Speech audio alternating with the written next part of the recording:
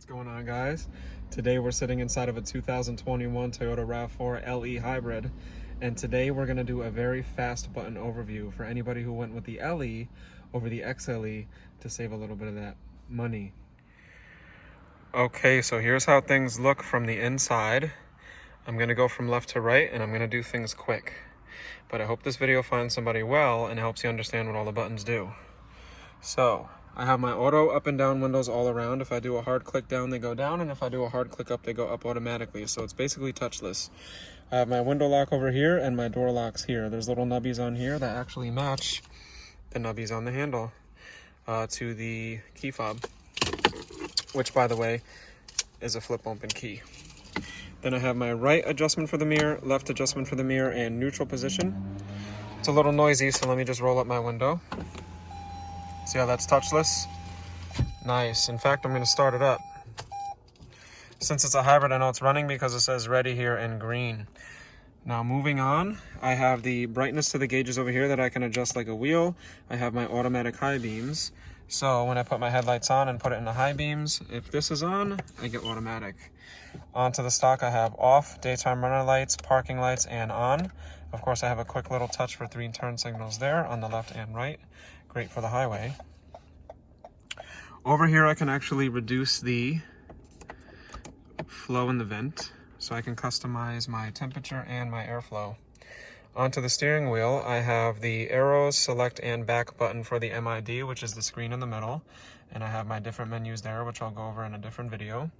I can enter in a menu, and I can even go back here. Once my phone is connected, I can pick up and hang up calls right here.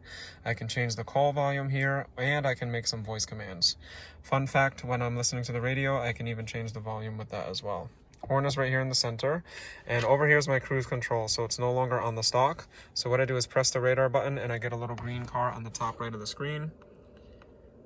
If I press and hold the button, notice how the symbol changes. That's the regular cruise control that's not radar activated, so it won't slow down and speed up on its own.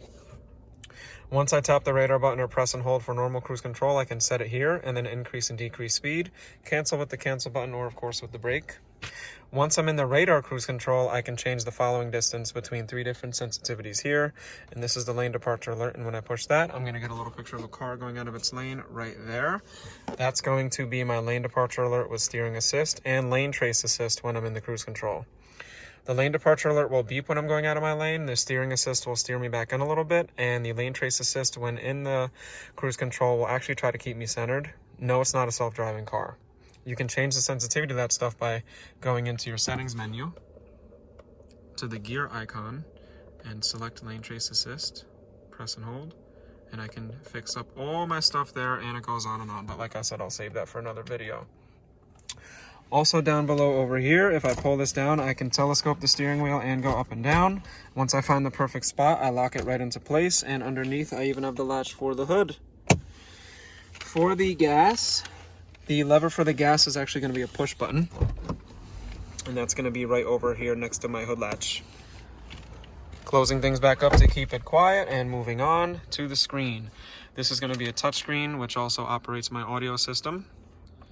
I have my 8 hard buttons here on the sides, and once I'm connected to Bluetooth, the phone button here is going to show me my phone menu. I can also prompt myself to connect the phone right here. Home screen is a great place to see different information all at once, and once the radio is on, it's going to show that there. Your menu button is where I can get to setup, which is going to be a popular selection. Fun fact about Toyota is you can actually turn the screen off while you drive.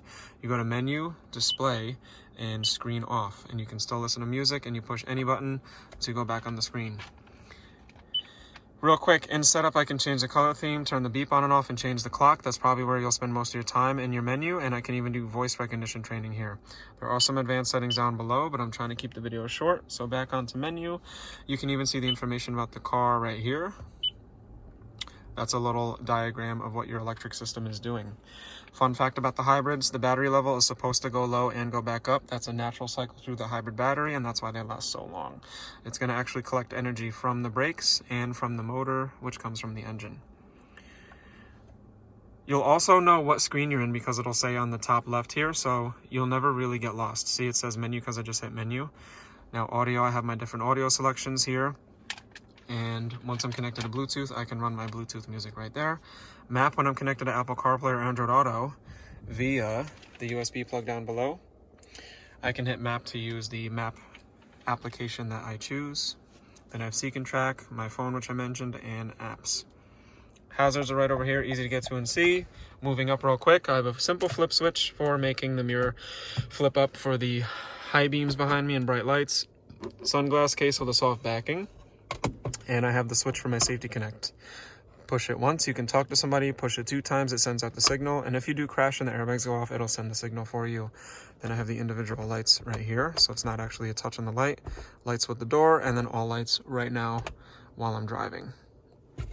Onto my sun visor, when I open this, I have a light. And when I move this over, it just goes over like this. I don't see the arrows for the slides, so I don't think this one slides. Just a super simple. It is an LE. Onto the glove box, the lever is right over here. It's not a locking glove box, but it has a lot of space. Another wheel there so I can edit the amount of airflow that I have. It's not a dual zone climate, but it is digital, which the left knob will change my temperature. The right knob will change, oh wait, I stand corrected. This is the LE Hybrid, which gives me the dual zone. Hey, lost track. See, this is what happens when you don't have cars in stock all the time. So yeah, you can have 2 separate temperatures. I can synchronize it and control it all from the left. Notice how everything is next to its symbol. So this knob controls this one, this knob controls that one. Let me sync that up. Getting a little closer, the fan speed level is up and down right here, which is right next to its symbol. Air direction is right over here, which is right next to its symbol. Then I have recirculate, and this is gonna actually prioritize the front. So that's only gonna make the front driver work. I guess it saves energy. And speaking of that, if you go into Eco Heat and Cool, that's gonna help you save a little energy too. AC will be less cold, heat will be less hot, but works good. That's gonna actually prompt when you go into Eco mode, which we'll talk about in a second. Front and rear defroster are next to each other, which makes sense. And I can turn off the track control right over here. Moving down below, I have the plugs, which I mentioned. I have a USB plug for my Apple CarPlay and Android Auto, which is also going to charge, or the old school. Down to the shifter with an overhand grip, pressing the brake, I can shift into the gears. And fun fact, it'll show me what gear I'm in here on the bottom left. So I don't really have to look down at the shifter because it tells me what I'm in. Once I put it in park, the parking brake activates on its own and disengages on its own. Pretty nice. When I'm buckled up, I can press the hold button, and this will actually let me come to a stop and take my foot off the brake while being in drive at the red lights. Very cool for city driving and the drive-in when you're going to pick up some lunch or a Starbucks pink drink. This here is right out of Lexus. If I twist it counterclockwise, everything turns green, and now I'm in eco mode, which is going to boost my gas economy. If I turn it clockwise, things turn red. That's going to give me more power. Sport mode is awesome in the hybrids because you have that torque. Then I push it down for normal mode, and it's going to go back to its regular view. That's going to be a blend of both. EV mode, when the battery is charged enough, which I believe right now is 75% needed, you push that, and it's going to actually keep the engine off for a certain amount of time based on the vehicle's demands. When I'm in drive, I can shift over once, and I can go through what would be the different gears. So there's a gear simulation here, and back into park. 2 cup holders, and right by the cup holders I have a push button, and this raises up here. Nothing going on here like on the pickup trucks, but you have decent storage with a carpet. I don't see any charging in there on the LE Hybrid, but you got that awesome dual zone. You're not going to have a sunroof. You got to go to XLE to get that available, but overall it's a great package in the front. And on my way to the back, all I have is a simple 12-volt plug with ventilation here, and I can control the vents. Let's run into the back real quick and close it up. Onto the back, I have my child lock right over here, so if I put that down, I can close the door and they can't get out from the inside. 1-piece floor mat which comes out, nothing is clipped in. To fold down the seats, I pull up this little lever and it comes right down for me. So there's not a 2-lever motion like on the last generation. Once it's up all the way, if it's not clicked in, it lets me know. I can click it in, and if I don't like it so upright, I can pull this up and go back even further. Here's my headrest. Sorry, not headrest, my armrest. It's not going to be an automatic hatch, but there is a button right below the emblem, and it comes right up.